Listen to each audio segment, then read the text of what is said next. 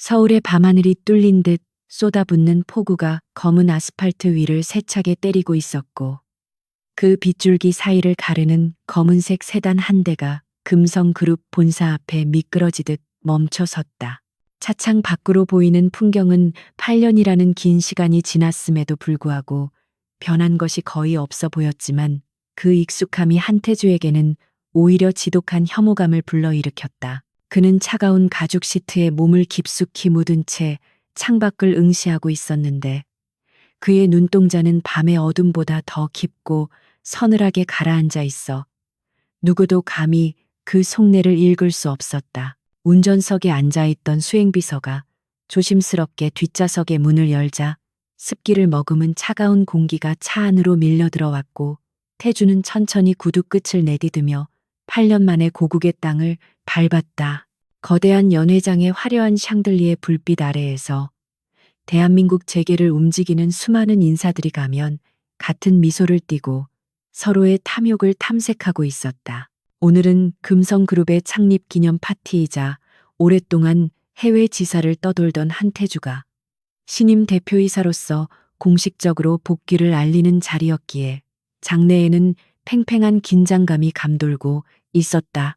사람들은 저마다 샴페인 잔을 든 채 속닥거리고 있었는데 그들의 화제는 단연코 얼음 칼날이라 불리는 한태주의 귀환과 그가 가져올 피바람에 대한 두려움 섞인 호기심이었다. 그러나 정작 그 소문의 주인공은 아직 모습을 드러내지 않았고 연회장의 한가운데에는 금성그룹의 부회장이자 태주의 사촌형인 최민석이 거만하게 자리를 잡고 있었다.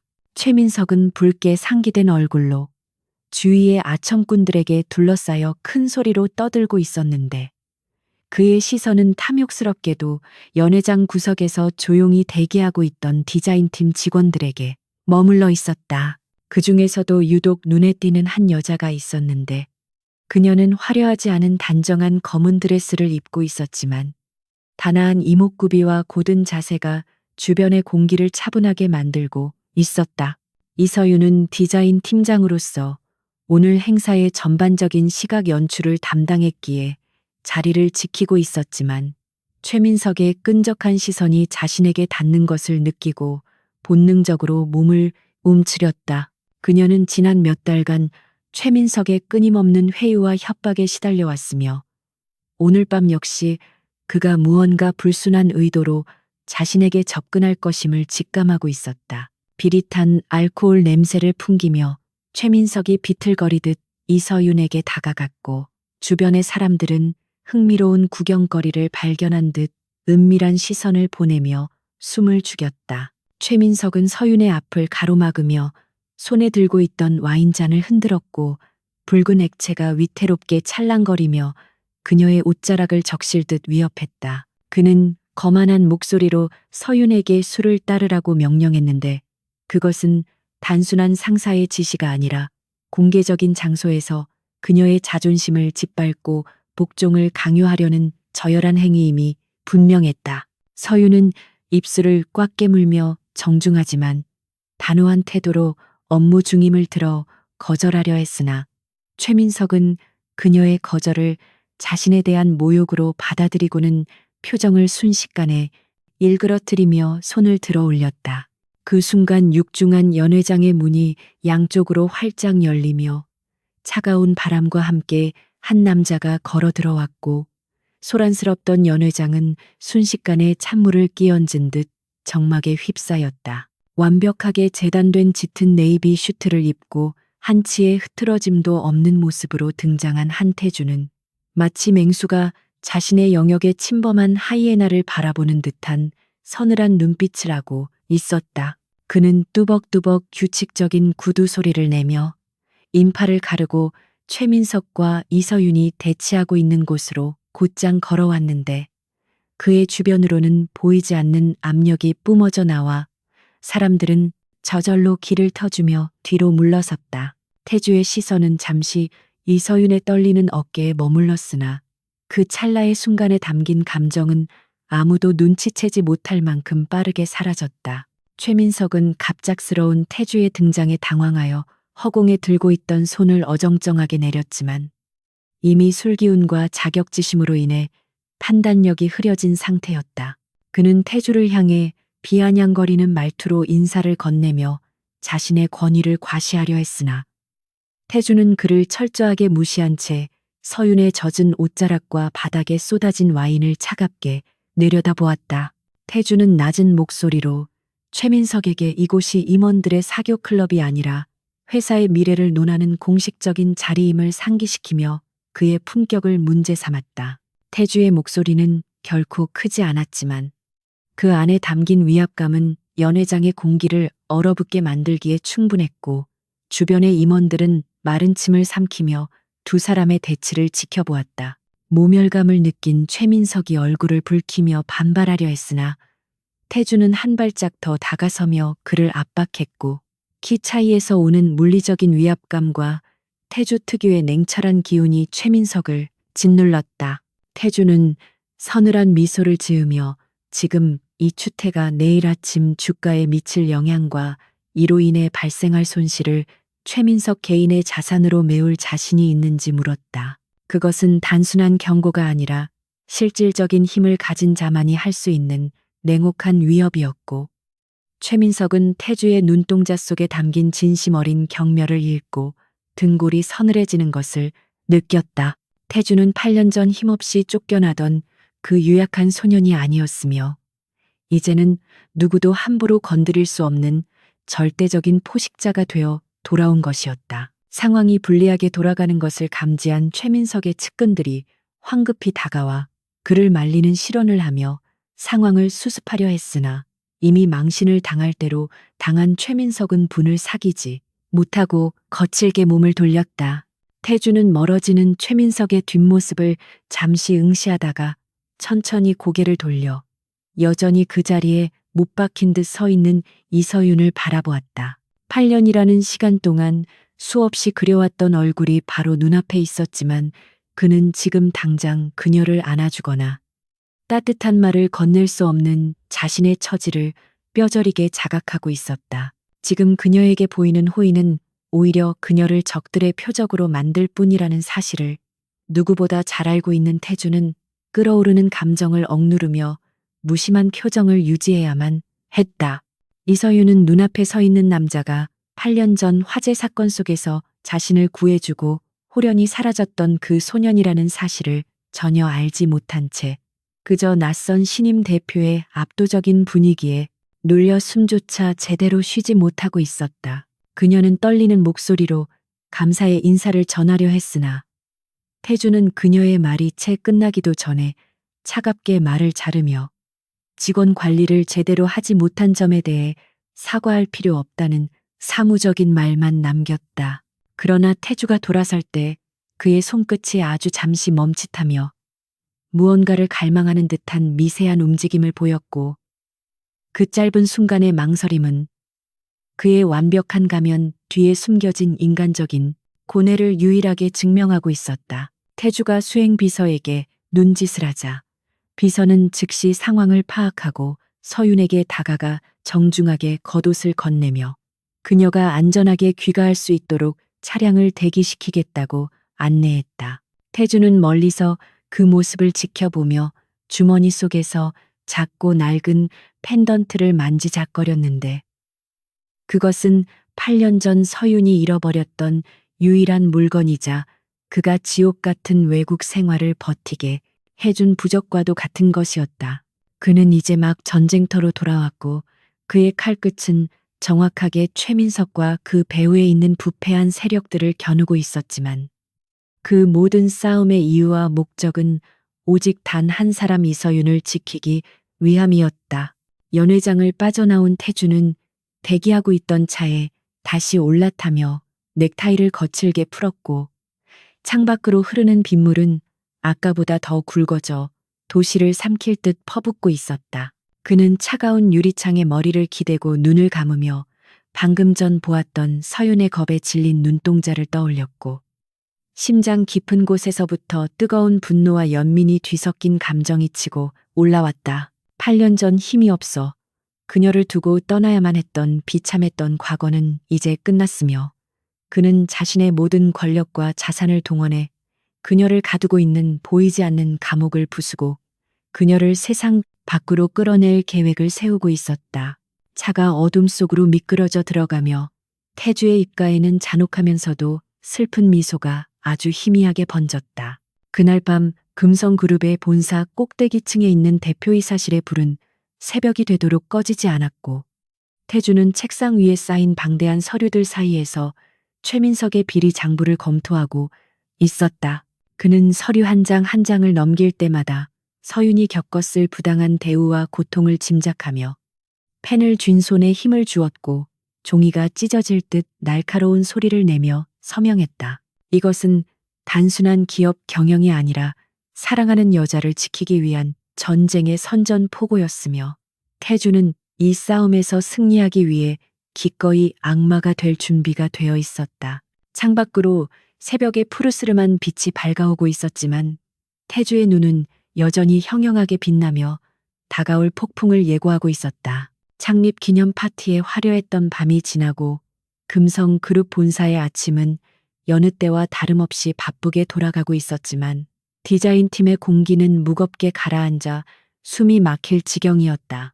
이서윤은 출근 직후 감사팀으로부터 호출을 받았는데 그들이 내밀어 보인 서류에는 그녀가 경쟁사의 핵심 디자인 시안을 유출했다는 터무니없는 정황 증거들이 조작되어 있었다. 서윤은 떨리는 손으로 서류를 넘겨보며 이것이 최민석 부회장의 지시로 이루어진 함정임을 직감했지만 감사팀 직원들의 눈빛은 이미 그녀를 범죄자로 단정짓고 있었다. 그녀는 결백을 주장하며 증거를 요구했으나 그들은 차가운 비웃음과 함께 징계위원회가 열릴 것이라는 통보만을 남긴 채 그녀를 회의실에 홀로 남겨두고 나가버렸다. 서윤이 망연자실한 표정으로 회의실을 나오자 복도 끝에서 최민석의 신복인 박 이사가 기다렸다는 듯이 비릿한 미소를 지으며 그녀에게 다가왔다. 그는 서윤의 창백해진 얼굴을 즐기듯 바라보며 이번 사건이 단순히 그녀의 해고로 끝나지 않고 업계에서의 영구 제명과 막대한 손해배상 청구로 이어질 것임을 은근히 강조했다. 박 이사는 목소리를 낮춰 최민석 부회장이 너그러운 마음으로 그녀에게 한 번 더 기회를 주려 한다고 속삭이며 오늘 저녁 그가 머무는 호텔 스위트룸으로 찾아가 사죄할 것을 종용했다. 그것은 명백한 성적 요구이자 권력을 이용한 비열한 협박이었고 서윤은 보이지 않는 거대한 새장이 자신을 가두고 조여오는 듯한 공포에 질려 아무 말도 할 수 없었다. 한편 최상층 대표이사실에 앉아있던 한태주는 비서실장인 김 실장으로부터 서윤을 향한 감사팀의 움직임과 박 이사의 접촉 사실을 실시간으로 보고받고 있었다. 태주는 보고서를 읽어 내려가는 동안 표정에 변화가 없었으나 그가 쥐고 있던 만년필의 금속 펜촉이 휘어질 만큼 손가락 마디마디가 하얗게 질려 있어 그의 내면에 끓어오르는 분노를 짐작하게 했다. 그는 8년 전 자신이 힘이 없어 지키지 못했던 과거의 악몽이 되풀이되려 하는 것을 결코 용납할 수 없었기에 김 실장에게 즉시 감사팀의 조작 증거를 역으로 추적하여 확보할 것을 지시했다. 태주의 명령은 간결하고 냉혹했으며 그는 이번 기회에 최민석의 손발이 되어 움직이는 하수인들까지 모조리 잘라낼 계획을 세우고 있었다. 태주는 서윤의 인사 기록 카드를 다시 한번 꺼내어 8년 전 그녀가 대학에 입학했을 때부터 지금까지의 행적을 천천히 훑어보았다. 서윤은 자신이 익명의 후원 재단을 통해 학비와 생활비를 지원받았다고 알고 있었지만 그 재단은 태주가 오직 그녀 한 사람을 위해 설립한 유령 재단이나 다름없었다. 그는 머나먼 타국에서 생사의 고비를 넘나드는 치열한 경영권 다툼 속에서도 그녀가 디자이너로서 성장해가는 모습을 보고받으며 유일한 삶의 위안을 얻곤 했었다. 태주에게 있어서 서윤은 단순한 첫사랑의 대상을 넘어 그가 지켜야 할 성역과도 같았기에 최민석이 감히 그 영역을 침범하여 더러운 발자국을 남기려 한다는 사실은 그의 사리를 자극하기에 충분했다. 오후가 되자 태주는 신규 프로젝트 점검을 명분으로 디자인팀 핵심 인력들을 대표이사실로 호출했고 그 명단에는 당연히 이서윤의 이름도 포함되어 있었다. 서윤은 감사팀의 조사가 진행 중인 상황에서 신임 대표와 마주해야 한다는 사실에 극도의 긴장감을 느끼며 무거운 발걸음으로 회의실에 들어섰다. 그러나 회의가 시작되자 태주는 사적인 감정을 철저히 배제한 채 오직 프로젝트의 방향성과 디자인의 실용성에 대해서만 날카로운 질문을 던지며 프로페셔널한 모습을 보였다. 서윤은 태주의 냉철한 지적에 처음에는 당황했으나 곧 디자이너로서의 자존심을 걸고 자신의 의도를 논리적으로 설명하기 시작했고, 태주는 그런 그녀의 모습을 남몰래 흐뭇하게 바라보았다. 회의가 길어지며 다른 직원들이 자료 준비를 위해 잠시 자리를 비운 사이 넓은 회의실에는 태주와 서윤 단둘만이 남게 되는 기묘한 침묵의 시간이 찾아왔다. 서윤은 어색함을 견디지 못하고 시선을 떨구며 서류만 만지작거렸는데 태주가 불쑥 다가와 그녀의 앞에 놓인 찻잔에 따뜻한 물을 채워주며 낮은 목소리로 말을 건넸다. 그는 회사 내에 떠도는 소문이나 부당한 압력에 흔들리지 말고 본인이 가진 실력만을 믿으라는 알듯 모를 듯한 조언을 던졌는데 그 말투에는 묘한 확신과 따스함이 배어 있었다. 서윤은 차가운 얼음 가면을 쓴 줄로만 알았던 신임 대표의 예상치 못한 위로에 놀란 눈으로 그를 올려다보았고 두 사람의 시선이 허공에서 얽히는 순간 묘한 전류가 흘렀다. 하지만 최민석은 서윤이 아직도 자신의 제안에 굴복하지 않고 버티고 있다는 보고를 받고 인내심의 한계를 느끼며 더 잔인한 방법을 동원하기로 결심했다. 그는 서윤의 유일한 혈육인 어머니가 운영하는 작은 꽃집을 타깃으로 삼아 용역 깡패들을 보내 행패를 부리고 가게를 쑥대밭으로 만들라는 지시를 내렸다.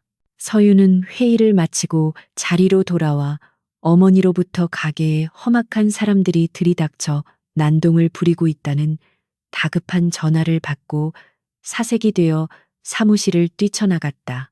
최민석은 서윤을 사회적으로 매장시키는 것을 넘어 그녀의 삶의 기반을 송두리째 흔들어 놓음으로써 그녀가 제 발로 기어와 애원하게 만들 작정이었다.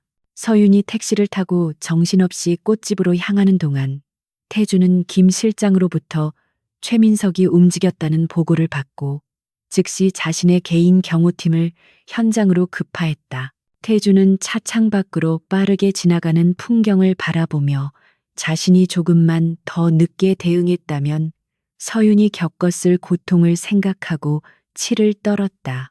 그는 이제 더 이상 그림자 속에 숨어서 지켜보기만 하는 수동적인 보호자가 되지 않기로 결심했으며 최민석이 건드린 영린이 얼마나 무서운 결과를 초래하는지 뼈저리게 가르쳐 주겠다고 다짐했다. 태주의 검은 세단은 법규를 무시하고 무서운 속도로 도로를 질주하며 서윤이 있는 곳을 향해 달려갔다.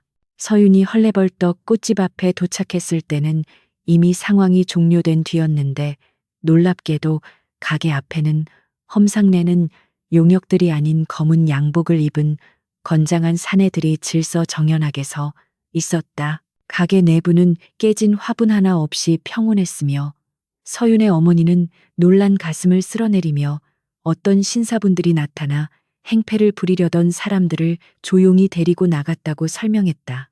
서윤은 도대체 누가 자신과 어머니를 도와주었는지 영문을 몰라 어리둥절해하며 주위를 둘러보았지만 검은 양복의 사내들은 깍듯하게 목례만 남기고 바람처럼 사라져버렸다. 그녀는 안도감과 동시에 알 수 없는 누군가의 거대한 손길이 자신을 감싸고 있다는 기이한 느낌을 받으며 떨리는 다리를 주체하지 못하고 자리에 주저앉았다. 길 건너편 골목 어귀에 세워진 차 안에서 태주는 서윤이 무사한 것을 확인하고 나서야 비로소 긴장을 풀고 깊은 한숨을 내쉬었다. 그는 창문 너머로 보이는 서윤의 지친 얼굴을 애틋하게 바라보며 지금 당장 달려가 그녀를 안아주고 싶은 충동을 억눌러야만 했다. 아직은 때가 아니었으며 지금 자신이 나선다면 최민석은 더욱 악랄한 방법으로 그녀를 공격할 것이 분명했기에 태주는 어둠 속의 수호자로 남는 길을 택했다. 그는 김 실장에게 전화를 걸어 내일 이사회에서 최민석의 자금주를 압박할 안건을 상정하라고 지시하며 본격적인 반격의 서막을 알리는 차가운 명령을 내렸다. 최민석 부회장은 자신의 계획이 번번이 수포로 돌아가자 이성을 잃고 폭주하기 시작했는데 그는 더 이상 체면이나 회사의 평판 따위는 안중에도 없는 듯했다. 그는 자신의 비밀 별장에서 최고급 양주를 병째 들이키며 부하들에게 오늘 밤 당장 이서윤을 자신의 눈앞에 끌고 오라고 고래고래 소리를 질렀다. 그의 눈은 광기로 번들거리고 있었고 비틀린 소유욕과 한태주에 대한 열등감이 뒤섞여 그를 괴물처럼 만들고 있었는데 이는 단순한 겁박을 넘어 범죄의 영역으로 발을 들이는 위험한 도박이었다. 부하들은 최민석의 폭주가 두려웠지만 그의 명령을 거역할 수 없었기에 어둠 속으로 사라지며 불길한 밤의 시작을 알렸다. 한편 야근을 마치고 회사를 나선 이서윤은 평소보다 훨씬 짙게 깔린 어둠과 적막 속에서 본능적인 불안감을 느끼며 발걸음을 재재촉했다. 텅 빈 거리에는 가로등 몇 개만이 위태롭게 깜빡이고 있었고 어디선가 들려오는 스산한 바람 소리가 그녀의 등골을 서늘하게 만들었다. 그녀는 택시를 잡기 위해 큰 길로 나가려 했으나 검은색 승합차 한 대가 굉음을 내며 그녀의 앞을 가로막았고 차문이 열리며 험상무는 사내들이 쏟아져 나왔다. 서유는 비명을 지르며 뒷걸음질 쳤지만 순식간에 포위되었고 그들의 거친 손길이 그녀의 팔을 낚아채며 강제로 차에 태우려 했다. 절체절명의 순간 날카로운 타이어 마찰음과 함께 헤드라이트 불빛이 어둠을 가르며 날아들었고 육중한 세단 한 대가 승합차의 측면을 그대로 들이받았다. 엄청난 충격음과 함께 사내들이 주춤하는 사이 찌그러진 세단의 운전석 문이 열리고 한태주가 비틀거림 없이 걸어 나왔는데 그의 손에는 진압용 3단봉이 들려 있었다. 태주는 평소에 냉철하고 절제된 모습은 온데간데 없이 분노로 일그러진 표정을 하고 있었으며 그의 눈빛은 지옥에서 기어 나온 악귀처럼 살기를 띠고 있었다. 그는 서윤을 붙잡고 있던 사내에게 달려들어 망설임 없이 3단봉을 휘둘렀고 뼈가 부딪히는 둔탁한 소리와 함께 사내가 비명을 지르며 나뒹굴었다. 태주는 압도적인 무력을 과시하며 수적 열세에도 불구하고 사내들을 하나씩 제압해 나갔는데 그의 움직임은 우아하면서도 치명적일 만큼 잔혹했다. 그는 8년 전 힘없이 당해야만 했던 무력감을 씻어내려는 듯 사내들의 공격을 온몸으로 받아내면서도 서윤에게 접근하는 자들을 철저하게 짓밟았다. 한 사내가 비열하게 뒤에서 흉기를 꺼내들고 달려들자 태주는 서윤을 자신의 등 뒤로 감싸 안으며 팔을 들어 칼날을 막아냈고 찢어지는 소리와 함께 붉은 선혈이 튀었다.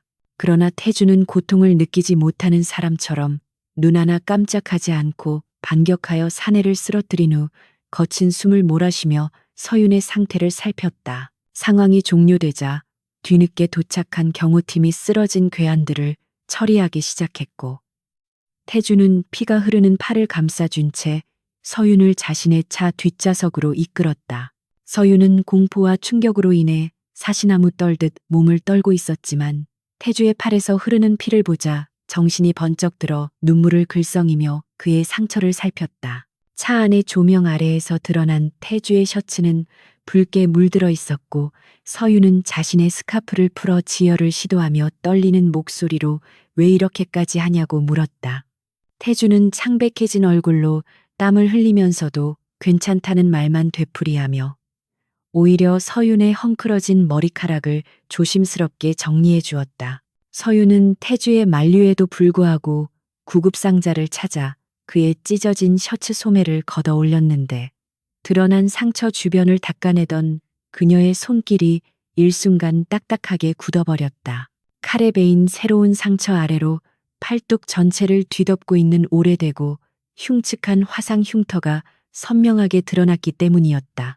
그것은 불길이 피부를 집어삼키고 지나간 참혹한 흔적이었으며 서윤의 기억 속에 깊이 박혀있는 8년 전 그날의 악몽을 단번에 소환해냈다. 그녀의 시선은 흉터에 고정된 채 흔들리기 시작했고 잊고 있었던 기억의 파편들이 하나둘씩 맞춰지며 심장이 쿵쿵거리는 소리가 귓가를 때렸다. 8년 전 고등학교 과학실에서 발생했던 대형 화재 사건 당시 화염 속에 고립된 서윤을 구하기 위해 불길 속으로 뛰어들었던 이름 모를 남학생이 있었다. 그는 자신의 교복 재킷으로 서윤을 감싸 안고 뜨거운 불길을 온몸으로 막아내며 그녀를 창밖으로 밀어냈고 그 과정에서 팔에 심각한 화상을 입었었다. 서윤은 구조된 직후 의식을 잃었고 깨어났을 때 그 남학생은 이미 학교를 떠나고 없었기에 얼굴조차 제대로 기억하지 못하고 있었다. 하지만 눈앞에 있는 이 흉터는 그날 그 소년이 입었던 상처와 위치도 모양도 너무나 똑같았기에 서윤은 숨을 들이키며 고개를 들어 태주의 눈을 바라보았다. 태주는 서윤이 자신의 흉터를 보고 있다는 것을 깨닫고 황급히 소매를 내리려 했으나 서윤이 그의 손목을 꽉 붙잡으며 저지했다. 두 사람 사이에는 숨막히는 침묵이 흘렀고 차창 밖으로 빗방울이 떨어지는 소리만이 그 공간을 채우고 있었다.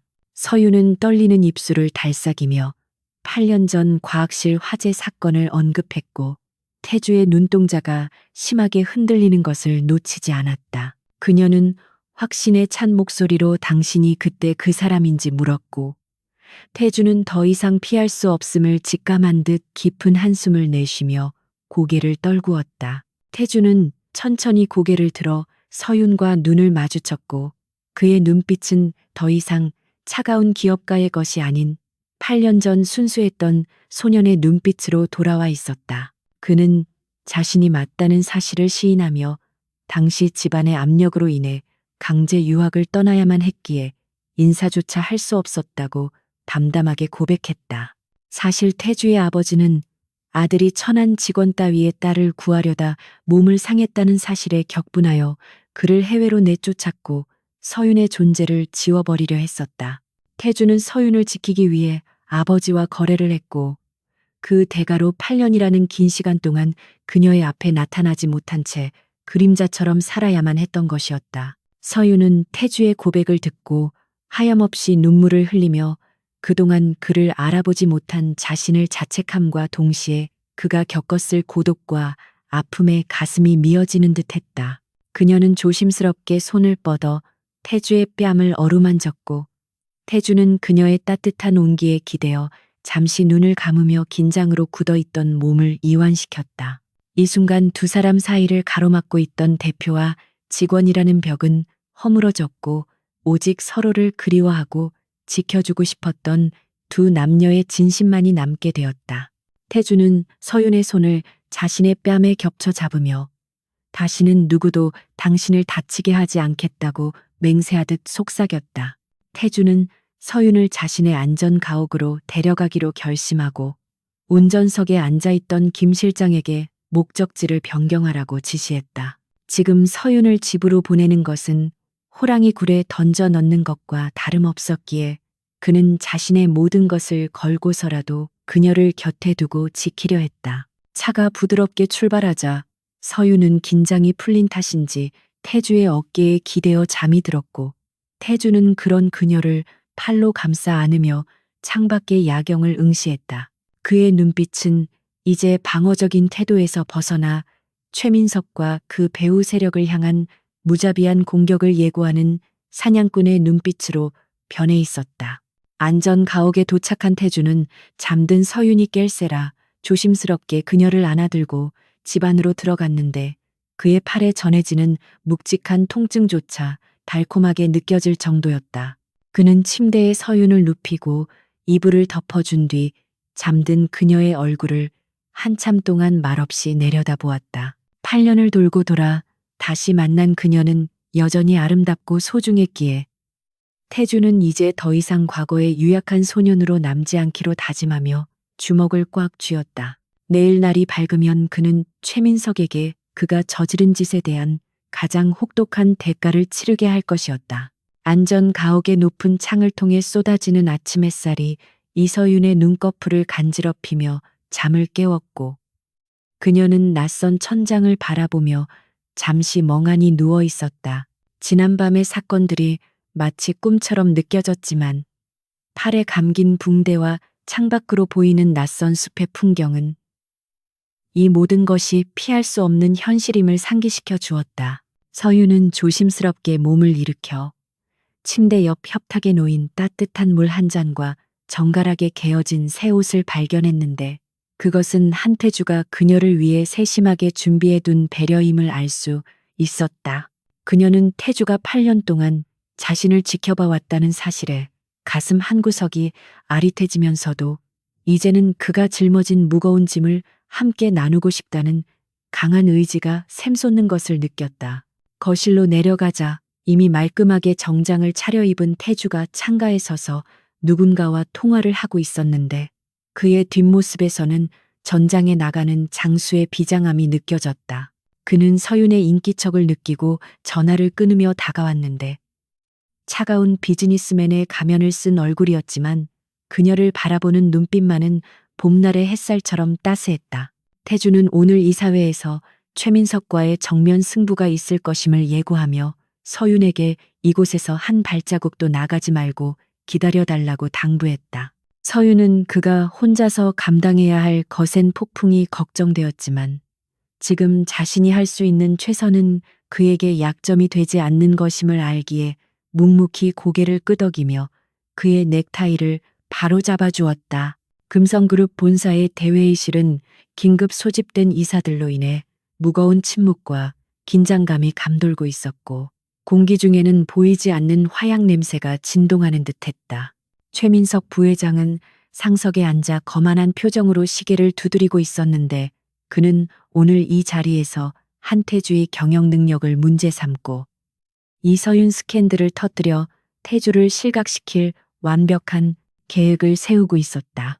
이사들은 파벌에 따라 서로 눈치를 보며 수군거리고 있었지만 대다수는 이미 최민석의 회유와 협박에 넘어가 그에게 유리한 쪽으로 기울어져 있는 상태였다. 최민석은 태주가 제 시간에 나타나지 않자 입가에 비릿한 미소를 띠며 회의 시작을 알리는 의사봉을 잡으려 손을 뻗었다. 그 순간 회의실의 육중한 문이 열리며 한태주가 김 실장과 경호원들을 대동하고 위풍당당하게 들어섰는데 그의 등장은 마치 사자가 하이에나 떼의 한복판으로 걸어 들어오는 듯한 압도감을 주었다. 태주는 최민석의 시선을 정면으로 응시하며 천천히 걸어와 자신의 자리에 앉았고 그가 서류 가방을 책상 위에 내려놓는 소리가 회의실 전체에 천둥처럼 울려 퍼졌다.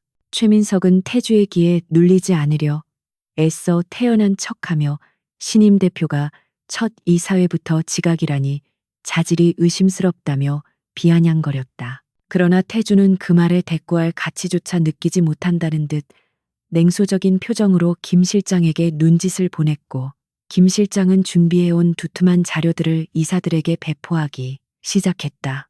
태주는 침착하고 낮은 목소리로 회의의 주도권을 가져오기 시작했는데 그가 꺼내든 카드는 최민석이 예상했던 방어 논리가 아니라 적의 심장을 찌르는 날카로운 공격이었다. 배포된 자료에는 최민석이 지난 수년간 페이퍼 컴퍼니를 통해 회사의 공금을 횡령하고 하청 업체들로부터 거액의 리베이트를 받아온 증거들이 낱낱이 기록되어 있었다. 이사들은 경악을 금치 못하며 서류를 넘겨보았고 그 속에 담긴 구체적인 송금 내역과 차명 계좌 정보는 누구도 부인할 수 없을 만큼 명확했다. 최민석의 얼굴은 순식간에 흑빛으로 변했고 그는 당황하여 횡설수설하며 이것은 조작된 자료라고 소리쳤지만 목소리 끝이 심하게 떨리고 있었다. 태주는 여기서 멈추지 않고 화면에 또 다른 증거 영상을 띄웠는데 그것은 최민석이 사주한 용역들이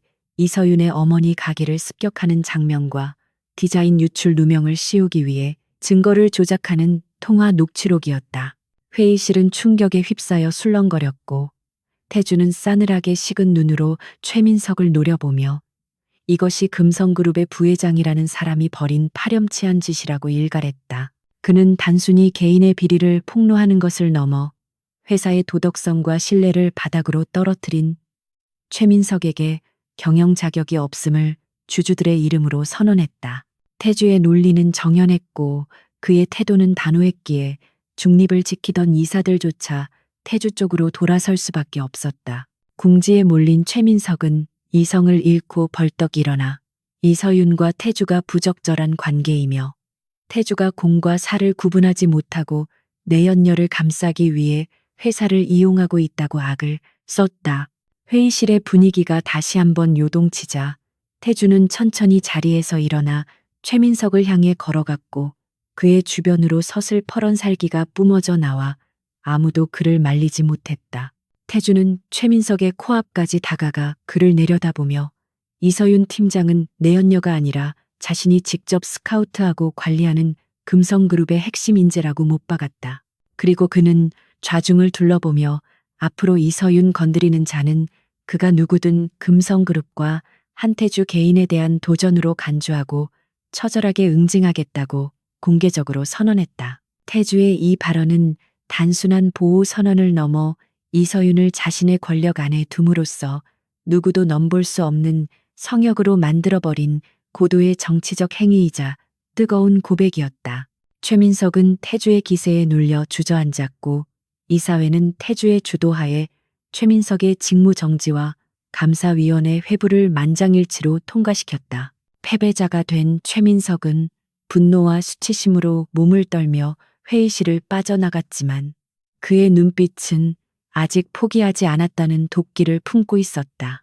태주는 승리감에 도취되는 대신 더욱 날카로운 눈빛으로 창밖을 바라보며 궁지에 몰린 쥐가 고양이를 물기 위해 발악할 것임을 직감하고 경계를 늦추지 않았다. 사무실로 돌아온 최민석은 책상 위의 물건들을 모조리 쓸어버리며 짐승처럼 울부짖었고 그의 비서들은 공포에 질려 구석에 웅크리고 있었다.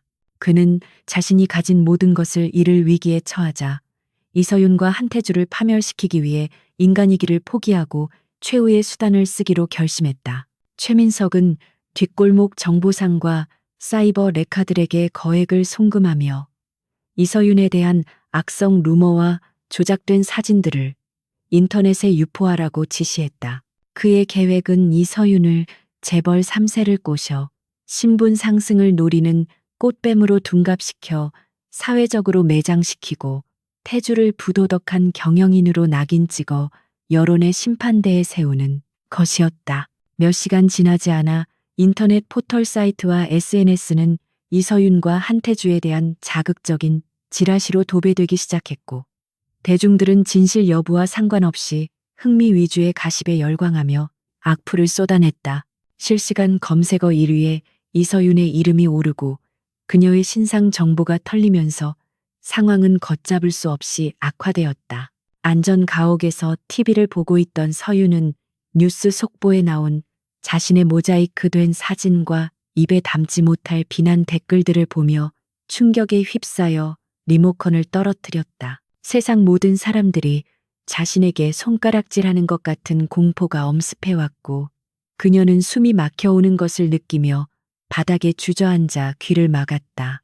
그 시각 회사에서 사태를 파악한 태주는 격노하여 홍보팀과 법무팀을 총동원해 기사 삭제와 최초 유포자 색출을 지시했지만 이미 퍼져버린 소문을 막기에는 역부족이었다. 태주는 당장이라도 최민석을 찾아가 죽여버리고 싶은 충동을 억누르며 서윤이 받을 상처를 걱정해 미친 듯이 차를 몰아 안전 가옥으로 향했다.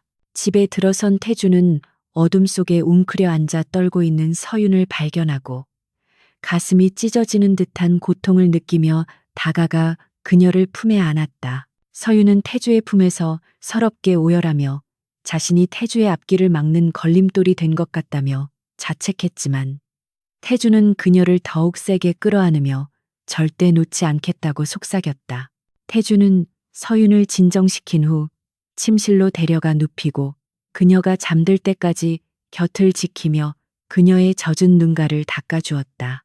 그는 잠든 서윤의 얼굴을 바라보며 최민석이 넘지 말아야 할 선을 넘었음을 뼈저리게 확인했고 이제는 법과 원칙이라는 테두리 안에서 신사적으로 싸울 단계가 지났음을 인정했다. 태주는 어둠 속에서 어딘가로 전화를 걸어 차갑고 건조한 목소리로 준비해둔 플랜 B를 실행하라고 지시했는데 그것은 금성그룹 전체를 뒤흔들 수 있는 위험한 도박이자 최민석을 영원히 재기불능으로 만들 확실한 카드였다. 태주의 눈은 깊은 밤의 어둠보다 더 짙은 심연으로 가라앉아 있었고 그는 이 전쟁을 끝내기 위해 기꺼이 괴물이 되기를 선택했다. 다음 날 아침 회사 로비에는 수많은 기자들이 진을 치고 있었고 그들은 태주가 출근하자마자 플래시를 터뜨리며 자극적인 질문들을 쏟아냈다. 그러나 태주는 동요하지 않고 기자들 앞에 당당히 서서 마이크를 잡았는데 그의 표정은 그 어느 때보다 결연하고 확신에 차 있었다. 그는 준비된 원고 없이 카메라를 똑바로 응시하며 지금 떠도는 루머는 전부 사실무근이며 유포자와 배후 세력에 대해 끝까지 추적하여 법적 책임을 물을 것이라고 선언했다. 그리고 그는 전 국민이 보고 있는 생방송 카메라 앞에서 충격적인 발표를 이어갔는데 그것은 단순히 루머를 해명하는 차원을 넘어 판을 완전히 뒤집어버릴 거대한 반전의 서막이었다. 수많은 카메라 플래시가 터지며 시야를 하얗게 전멸시키는 가운데 한태주는 한치의 흔들림 없이 마이크를 잡고 또렷한 목소리로 기자회견장을 압도하기 시작했다. 그는 이서윤과 관련된 악성 루머는 경쟁 세력이 자신의 경영권을 위협하기 위해 날조한 저열한 공작임을 명백히 밝히며 법적 대응을 시사했다. 더 나아가 그는 이서윤이 자신의 일방적인 구애를 받아준 소중한 사람이며 8년이라는 긴 시간 동안 가슴에 품어온 유일한 연인임을 전 국민 앞에서 공식적으로 선언했다. 이 발언은 단순한 해명을 넘어 재벌 총수의 순애보라는 프레임을 만들어 여론을 순식간에 반전시켰고 이서윤을 비난하던 대중의 시선을 호기심과 동경으로 뒤바꾸는 치밀한 전략이었다. 기자회견이 끝나자마자 태주는 쏟아지는 질문 세례를 뒤로하고 경호원들의 호의를 받으며 대기하고 있던 이서윤을 차에 태워 현장을 빠져나갔다. 그는 서윤을 외부와 완벽하게 차단된 자신의 개인 저택으로 데려갔는데 그곳은 도심에서 벗어난 숲속에 요새처럼 지어진 거대한 건축물이었다. 높은 담벼락과 최첨단 보안 시스템으로 둘러싸인 저택은 세상의 소음과 비난으로부터 그녀를 보호할 수 있는 유일한 안식처이자 태주의 마지막 전쟁을 준비하는 지휘본부였다. 태주는 서윤이 인터넷이나 뉴스에 접근하지 못하도록 집안의 모든 통신망을 차단하고 오직 휴식에만 집중할 수 있도록 배려했다. 저택의 거실은 차가운 대리석과 모노톤의 가구들로 채워져 있어 주인의 성격처럼 냉철하고 고요한 분위기를 자아내고 있었지만 서윤에게는 그 정막이 오히려 불안하게 느껴졌다. 그녀는 태주가 자신 때문에 그 엄청난 스캔들의 중심에 서게 되었다는 죄책감에 시달리며 소파 구석에 앉아 무릎을 끌어안고 있었다. 태주가 따뜻한 차를 들고 다가와 곁에 앉았을 때 서윤은 떨리는 목소리로 자신이 짐이 되는 것 같아 두렵다고 고백하며 눈물을 흘렸다. 태주는 찻잔을 내려놓고 서윤의 차가운 손을 잡으며 지금의 위기는 당신 탓이 아니라 오랫동안 썩어 문드러진 회사의 환부를 도려내기 위한 과정일 뿐이라고 단호하게 위로했다. 태주는 서윤을 이끌고 저택 깊숙한 곳에 위치한 자신의 서재로 데려갔는데 육중한 문이 열리자 벽면을 가득 채운 스크린과 복잡한 설계 도면들이 드러났다. 그곳은 태주가 8년 동안 유배지에서 절치부심하며 최민석 일당을 무너뜨리고 금성그룹을 재건하기 위해 준비해온 비밀 작전실이었다. 태주는 벽에 붙은 거대한 조감도를 가리키며 이것이 바로 최민석이 그토록 탐내고 있는 국제 스마트 시티 입찰 프로젝트이자 이번 전쟁의 승패를 가를 마지막 결전지라고 설명했다. 최민석은 이 프로젝트를 수주하여 비자금을 조성하려 했지만 태주는 이를 통해 그룹의 체질을 완전히 바꾸고 투명한 경영 구조를 확립할 계획이었다. 하지만 태주의 표정은 어두워졌는데 그는 최민석이 심어놓은 내부 스파이들이 기존의 설계안을 엉망으로 변형시켜 놓아 현재 상태로는 입찰에서 탈락할 가능성이 높다고 털어놓았다. 설계 수정 기한은 불과 이틀밖에 남지 않았고 보안 문제로 인해 외부의 전문가를 부를 수도 없는 절체절명의 상황이었다. 태주는 서윤의 눈을 깊이 바라보며 8년 전부터 지켜봐온 당신의 재능과 감각을 믿는다고 말하며 이 프로젝트의 메인 디자인을 수정해 줄 것을 부탁했다. 그것은 서윤을 단순히 보호받는 대상이 아니라 자신의 등을 맡길 수 있는 동등한 파트너로 인정한다는 의미이자 그녀에게 자존감을 되찾아 주려는 배려였다. 서윤은 태주의 제안에 잠시 망설였지만 엉망이 된 설계 도면을 들여다보는 순간 디자이너로서의 본능이 깨어나는 것을 느꼈다. 도면은 화려하기만 할 뿐 실용성과 조화가 결여되어 있었고 그녀는 즉시 문제점들을 파악하여 수정해야 할 방향을 머릿속으로 그려내기 시작했다. 그녀는 더 이상 누군가의 뒤에 숨어오는 요약한 피해자가 아니었으며 사랑하는 남자를 지키기 위해 자신의 능력을 무기로 싸우는 전사가 되기로 결심했다. 서윤은 펜을 집어들고 결연한 표정으로 태주를 바라보며 이틀 안에 완벽한 결과물을 만들어내겠다고 약속했고 태주는 그런 그녀의 모습에서 벅찬 감동을 느꼈다. 그날 밤부터 저택의 서재는 불이 꺼지지 않았고 두 사람은 밤을 새워가며 프로젝트 수정 작업에 몰두했다. 태주가 사업적인 구조와 기술적인 데이터를 분석하여 틀을 잡으면 서윤은 그 위에 인간 중심의 디자인 철학을 입혀 생명을 불어넣었다. 그들은 컵라면으로 끼니를 때우고 쪽잠을 자면서도 피곤한 줄 몰랐으며 서로의 의견을 교환하는 과정에서 8년의 공백이 무색할 만큼 완벽한 호흡을 자랑했다. 일에 열중한 서윤의 옆모습을 바라보던 태주는 문득 시간이 멈춘 듯한 느낌을 받으며 이 치열한 전장 한복판에서 역설적이게도 가장 평화롭고 행복한 감정을 느꼈다. 시간은 빠르게 흘러 입찰 마감 시한이 임박해 오고 있었고 서윤의 손끝에서 탄생한 새로운 조감도는 이전과는 비교할 수 없을 만큼 혁신적이고 아름다운 모습으로 완성되어 가고 있었다.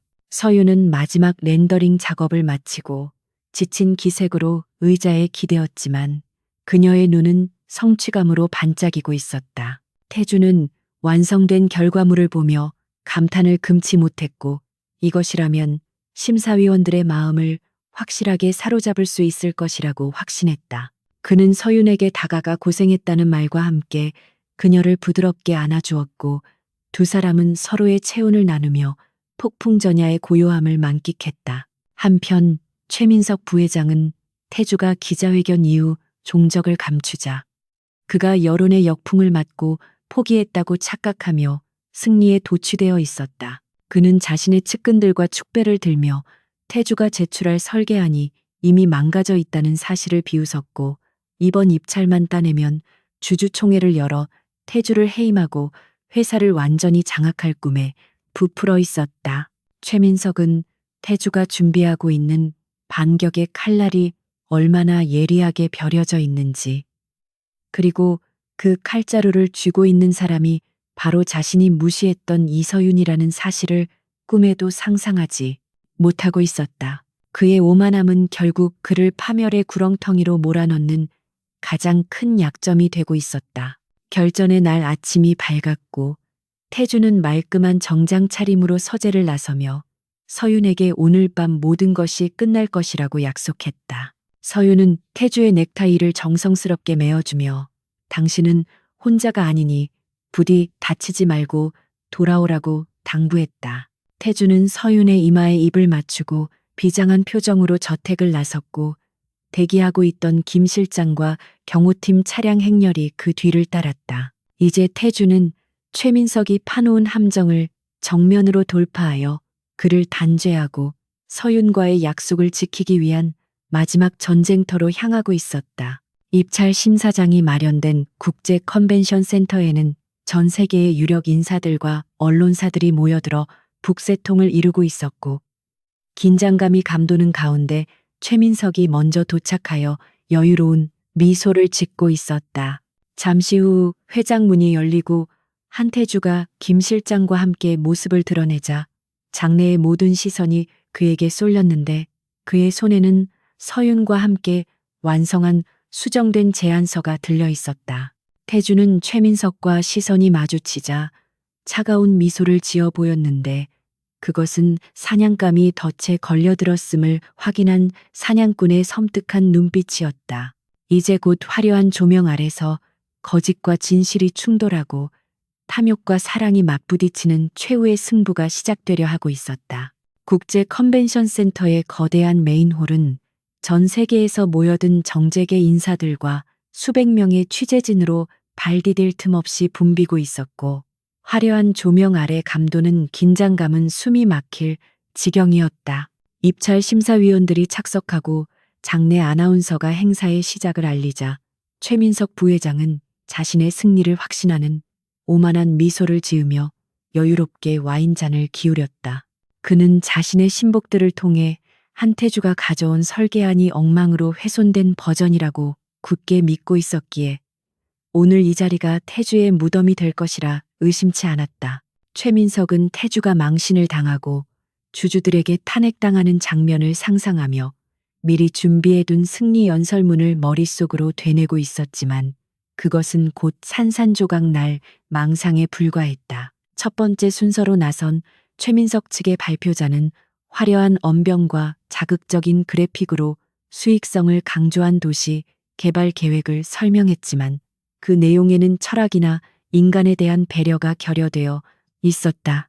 심사위원들은 고개를 끄덕이면서도 어딘가 석연치 않은 표정을 지었는데 그것은 거대 자본의 논리에만 충실한 삭막한 콘크리트 숲이 줄 수 있는 감동의 한계였다. 최민석은 심사위원들의 미지근한 반응을 눈치채지 못한 채 오직 숫자로 표시된 예상 수익률에만 집착하며 만족스러운 표정으로 박수를 쳤다. 그는 돈이면 무엇이든 해결될 것이라는 천박한 사고방식에 갇혀 진정한 가치가 무엇인지 전혀 깨닫지 못하고 있었고 이것이 그의 결정적인 패착이었다. 드디어 한태주의 차례가 돌아왔고 장내의 조명이 어두워지며 스포트라이트가 단상 중앙에 선 그를 비추자 좌중의 시선이 집중되었다.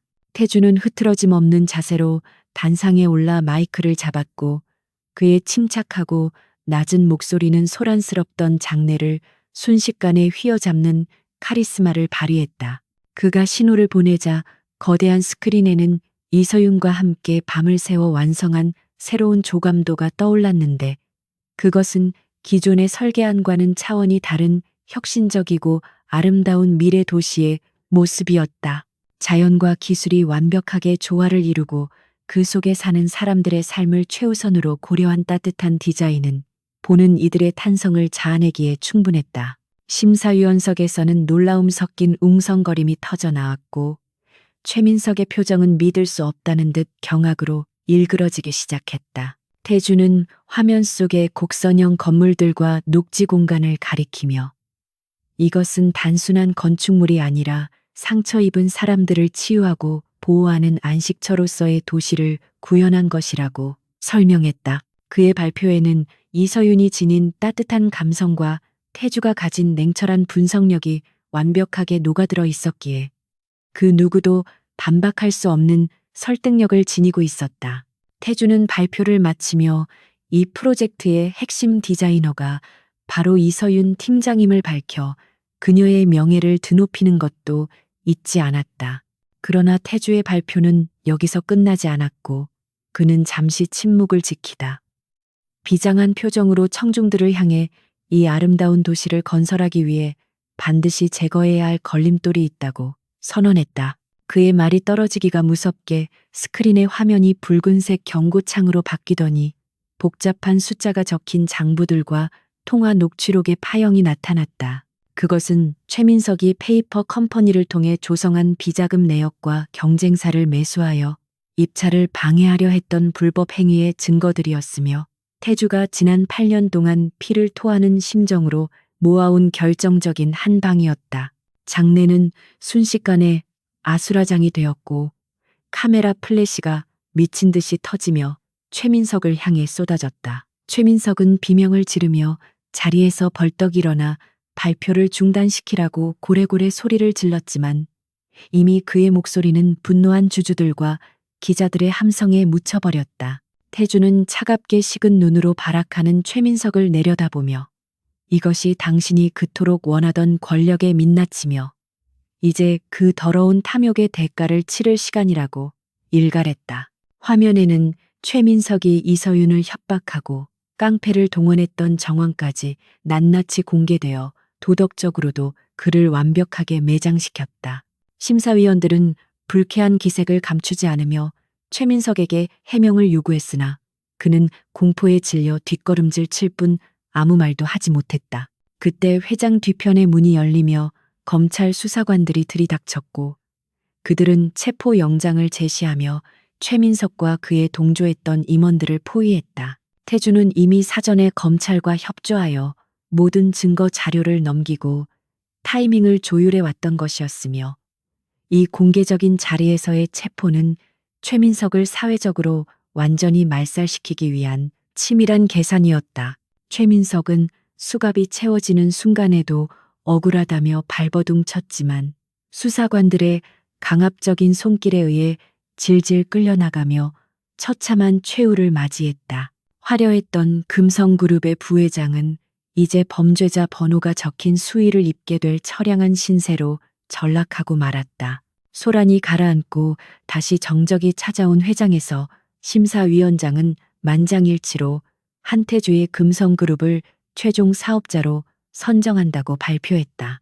우레와 같은 박수 소리가 터져 나왔지만 태주는 환호하는 인파 속에서 오직 한 사람만을 생각하며 조용히 미소 지었다. 그는 승리의 기쁨보다 이 지긋지긋한 싸움을 끝내고 사랑하는 여자의 곁으로 돌아갈 수 있다는 안도감에 가슴이 벅차올랐다. 태주는 축하 인사를 건네는 사람들에게 정중히 양해를 구하고 비상구 쪽으로 발걸음을 옮겼는데 그의 뒷모습은 그 어느 때보다 가볍고 자유로워 보였다. 회장을 빠져나온 태주는 차가운 밤 공기를 깊이 들이마시며 떨리는 손으로 휴대전화를 꺼내 이서윤에게 전화를 걸었. 신호음이 몇 번 울리기도 전에 서윤의 목소리가 들려왔고 태주는 그녀에게 모든 것이 끝났으며 우리가 이겼다고 담담하게 전했다. 전화기 너머로 서윤의 흐느끼는 소리가 들려오자 태주는 가슴이 먹먹해지는 것을 느끼며 지금 당장 당신에게 가겠다고 약속했다. 그는 대기하고 있던 차에 올라타며 기사에게 안전 가옥으로 가자고 지시했고 차는 어둠을 뚫고 빛이 기다리는 곳으로 질주하기 시작했다. 차창 밖으로 스쳐 지나가는 서울의 야경은 8년 전 그가 떠날 때 보았던 풍경과 비슷했지만 그의 마음가짐은 그때와는 비교할 수 없을 만큼 달라져 있었다. 이제 그는 쫓겨나는 소년이 아니라 자신의 운명을 개척하고 사랑하는 사람을 지켜낸 승리자로서 당당하게 그녀 앞에 설 수 있게 되었다. 태주는 주머니 속에서 오랫동안 간직해온 작은 반지 케이스를 꺼내어 만지작거렸는데 그것은 그가 귀국하기 전부터 준비해 두었던 프러포즈 반지였다. 그는 오늘 밤 이 반지를 서윤의 손가락에 끼워주며 지난 8년의 기다림의 마침표를 찍고 새로운 시작을 알릴 계획이었다. 안전가옥에 도착한 태주는 현관문을 열기도 전에 달려 나온 서윤과 마주쳤고 두 사람은 아무 말 없이 서로를 꽉 껴안았다. 서윤은 태주의 품에 얼굴을 묻고 하염없이 눈물을 흘렸고 태주는 그런 그녀의 등을 토닥이며 그동안 겪었던 마음고생을 위로해 주었다. 그들은 거실 소파에 앉아 TV뉴스에 나오는 최민석의 체포 장면과 금성그룹의 주가 폭등 소식을 함께 지켜보며 길고 길었던 악몽이 완전히 끝났음을 실감했다. 태주는 서윤의 젖은 눈가를 닦아주며 이제 다시는 당신을 숨기거나 혼자 두지 않을 것이라고 맹세했고 서윤은 그제야 환한 미소를 되찾았다. 태주는 서윤의 손을 잡고 테라스로 나가 밤하늘에 뜬 밝은 달을 바라보며 8년 전 화재 사건 이후 자신이 겪었던 일들을 털어놓았다. 그는 해외에서의 외롭고 힘들었던 시간들을 버티게 해준 것은 오직 서윤에 대한 그리움뿐이었으며 그녀가 훌륭한 디자이너로 성장해 주어서 고맙다고 말했다. 서윤 역시 태주가 보이지 않는 곳에서 자신을 지켜주고 있었다는 사실에 깊은 감동을 받으며 그가 짊어졌던 무거운 짐을 이제는 함께 나누겠다고 다짐했다. 두 사람의 그림자는 달빛 아래 하나로 포개지며 서로에게 가장 든든한 버팀목이 되어주고 있었다. 밤이 깊어가고 있었지만 두 사람은 잠들 줄 모르고 서로의 눈을 바라보며 그동안 나누지 못했던 이야기꽃을 피웠다. 태주는 서윤에게 내일 날이 밝으면 함께 가고 싶은 곳이 있다고 말하며 궁금증을 자아냈지만 끝내 장소는 알려주지 않은 채 비밀스러운 미소만 지었다. 서윤은 태주의 계획이 무엇이든 그와 함께라면 어디든 갈 준비가 되어 있었기에 더 이상 묻지 않고 그의 어깨에 머리를 기댔다. 폭풍이 지나간 자리에 찾아온 평화는 너무나도 달콤했고 두 사람은 다가올 내일의 행복을 꿈꾸며 깊은 안식에 빠져들었다. 폭풍 우가 지나간 서울의 하늘은 거짓말처럼 맑고 투명하게 개어 있었고 따스한 햇살이 한태주의 검은 세단 위로 쏟아져 내리며 눈부신 광채를 만들어내고 있었다. 지난밤에 치열했던 전쟁이 한태주의 완벽한 승리로 끝났다는 소식은 아침 뉴스부터 대서특필되어 도배되고 있었지만 정작 승리의 주역인 두 사람은 세상의 소란에서 한 발짝 물러나 있었다. 태주는 조수석에 앉은 이서윤을 바라보며 부드러운 미소를 지었는데 그의 얼굴에서는 지난 8년간 그를 짓누르던 무거운 짐과 그림자가 완전히 걷혀 있었다. 차는 도심을 벗어나 한적한 교외 도로를 달리고 있었고 서윤은 창밖으로 스쳐 지나가는 평화로운 풍경을 감상하며 태주가 데려가려는 곳이 어디인지 설레는 마음으로 짐작해보고 있었다. 한참을 달린 차가 멈춰 선 곳은 다름 아닌 두 사람의 모교인 고등학교 정문 앞이었는데 휴일이라 텅 빈 교정은 고요하고 평화로운 분위기를 자아내고 있었다. 서윤은 예상치 못한 장소에 눈을 동그랗게 뜨고 태주를 바라보았고 태주는 말없이 차문을 열어주며 그녀의 손을 잡고 익숙하면서도 낯선 운동장으로 들어섰다. 8년이라는 시간이 흐르면서 건물은 리모델링되어 세련된 모습으로 변해 있었지만 곳곳에 남아있는 추억의 흔적들은 두 사람을 그때 그 시절에 풋풋했던 학생으로 되돌려 놓는 듯했다. 태주는 서윤의 보폭에 맞춰 천천히 걸으며 학교 곳곳에 얽힌 소소한 이야기들을 꺼냈고 서윤은 그가 자신을 기억하지 못할 것이라 생각했던 사소한 순간들까지 모두 기억하고 있다는 사실에 놀라움을 감추지 못했다. 두 사람의 발걸음은 자연스럽게 8년 전 화재 사고가 있었던 과학관 건물 뒤편의 정원으로 향했는데 그곳은 이제 아름다운 화단으로 조성되어 예전에 참혹했던 흔적은 찾아볼 수 없었다. 하지만 서윤에게는 여전히 그날의 뜨거웠던 불길과 매캐한 연기, 그리고 자신을 구하기 위해 뛰어들었던 소년의 필사적인 몸부림이 생생하게 각인되어 있었다. 그녀는 잠시 멈춰서서 태주의 팔에 남은 화상 흉터를 조심스럽게 어루만졌는데 그것은 이제 더 이상 아픔의 상처가 아니라 두 사람의 생명을 이어준 운명의 붉은 실과도 같은 증표였다. 태주는 그런 서윤의 손을 자신의 손으로 감싸주며 그때 너를 구한 것은 내 인생에서 가장 잘한 선택이었다고 담담하게 고백했다. 태주는 화단 가장자리에 앉아 먼 곳을 응시하며 자신이 유학을 떠나야만 했던 진짜 이유와 8년 동안 숨죽여 지내며 겪었던 고독한 시간들에 대해 털어놓았다. 그는 아버지가 서윤의 존재를 위협 수단으로 삼았기에 철저히 무관심한 척 연기해야 했으며 서윤이 안전하게 성장하여 자신의 힘으로 설 수 있을 때까지 기다리는 것이 유일한 사랑의 방식이었다고 말했다. 서윤은 태주가 겪었을 그 긴 인내의 시간을 가늠하며 가슴이 먹먹해졌고 그가 차가운 재벌이라는 가면 뒤에 얼마나 뜨겁고 순수한 열정을 숨기고 있었는지 뼈저리게 깨달았다. 그녀는 태주의 어깨에 머리를 기대며 이제는 혼자 아파하지 말고 모든 것을 자신과 함께 나누자고 속삭였다. 태주는 자리에서 일어나 양복 안주머니에서 작은 벨벳 케이스를 꺼내 들었고 서윤의 앞에 한쪽 무릎을 꿇으며 영화 속의 한 장면처럼 정중한 자세를 취했다. 오후의 햇살이 태주의 등 뒤로 비치며 그를 후광처럼 감싸고 있었고 그의 눈동자는 세상 그 어떤 보석보다도 깊고 진실한 빛으로 반짝이고 있었다. 그는 케이스를 열어 심플하면서도 우아한 다이아몬드 반지를 보여주며 지난 8년 동안 단 한순간도 너를 잊은 적이 없었으며 앞으로 남은 평생을 너만을 위해 살고 싶다고 고백했다. 그것은 화려한 미사여구는 없었지만 태주의 진심이 고스란히 담긴 세상에서 가장 무겁고 확실한 약속이었다. 서유는 벅차오르는 감동의 눈물을 글썽이며 고개를 끄덕였고 태주는 떨리는 손으로 그녀의 왼손 약지에 반지를 끼워주며 안도감 섞인 미소를 지었다.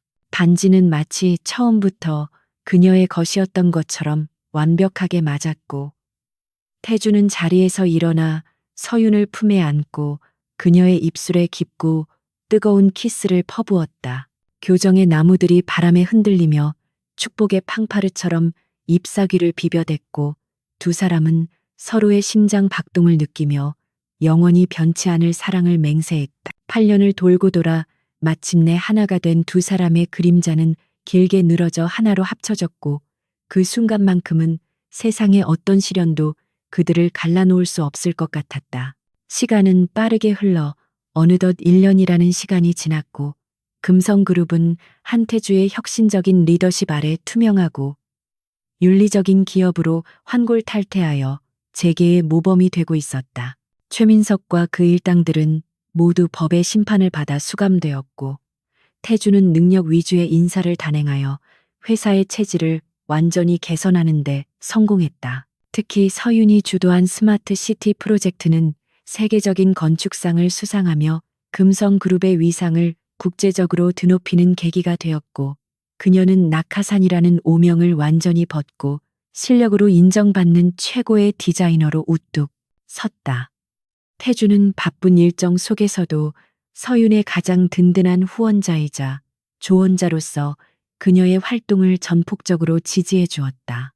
어느 맑은 주말 오후 한태주와 이서윤의 결혼식이 금성그룹 소유의 야외 정원에서 소박하지만 아름답게 치러졌는데 이는 허례허식을 싫어하는 두 사람의 뜻이 반영된 결과였다. 하객들은 진심으로 두 사람의 앞날을 축복해 주었고 순백의 웨딩드레스를 입은 서유는 눈부시게 아름다웠으며 턱시도를 입은 태주는 그 어느 때보다 행복해 보였다. 주례사 대신 태주는 하객들 앞에서 직접 쓴 편지를 낭독했는데 그는 자신이 차가운 얼음성에 갇혀있던 야수였으며 서윤이 그 성벽을 허물고 자신을 구원해준 유일한 빛이라고 표현했다. 서윤 역시 태주를 향한 변함없는 사랑과 존경을 표하며 평생 그의 곁에서 길을 잃지 않도록 비추는 등불이 되겠다고 화답했다. 결혼식 후 두 사람은 바쁜 업무를 잠시 내려놓고 둘만의 오붓한 신혼여행을 떠났는데 목적지는 8년 전 태주가 유배 생활을 했던 유럽의 작은 시골 마을이었다. 태주는 그곳에서 자신이 겪었던 외로움의 흔적들을 서윤과 함께 지우고 그 자리에 새로운 추억들을 채워 넣으며 과거의 상처를 완전히 치유받았다. 그들은 낯선 거리를 손잡고 거닐며 길거리 음식을 사 먹고 벤치에 앉아 지는 노을을 바라보며 소소한 행복을 만끽했다. 태주는 서윤에게 이곳은 나에게 감옥이었지만 너와 함께 있는 지금은 천국이라고 말하며 그녀의 손등에 입을 맞추었다. 서울로 돌아온 후 태주와 서윤은 각자의 위치에서 치열하게 일하면서도 저녁이면 반드시 함께 시간을 보내는 원칙을 고수하며 일과 사랑의 균형을 맞춰 나갔다. 태주는 여전히 업무에 있어서는 냉철하고 깐깐한 대표였지만 서윤 앞에서는 한없이 다정하고 짓궂은 장난을 치는 평범한 남편의 모습을 보여주며 직원들을 놀라게 했다.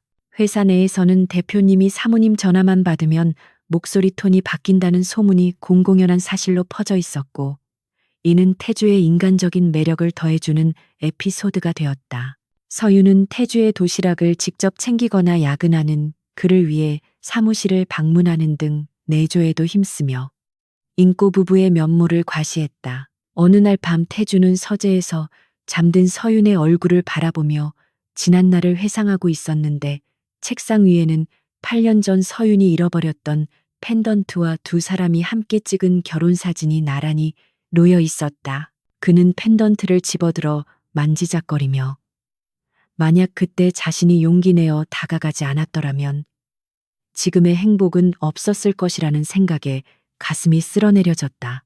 태주는 잠든 서윤의 이마에 조심스럽게 입을 맞추고 그녀가 깰새라 곁에 조용히 누워 그녀를 팔베개 해주었다. 서윤은 잠결에도 태주의 품을 파고들며 편안한 숨소리를 내었고 태주는 그녀의 온기를 느끼며 이 세상 그 무엇과도 바꿀 수 없는 평화를 느꼈다.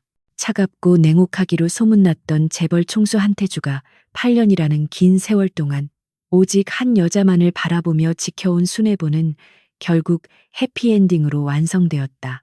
그는 세상 모든 사람들에게는 겨울처럼 차가운 남자였지만 단 한 사람 서윤에게만큼은 언제나 봄날의 햇살처럼 따뜻하고 다정한 남자였다. 이제 두 사람 앞에는 함께 걸어가야 할 수많은 날들이 기다리고 있었지만 그들은 서로의 손을 놓지 않는 한 어떤 시련도 두렵지 않았다. 창밖에는 두 사람의 축복된 앞날을 비추듯 보름달이 환하게 떠올라 있었고 사랑으로 가득 찬 그들의 밤은 영원히 계속될 것만 같았다.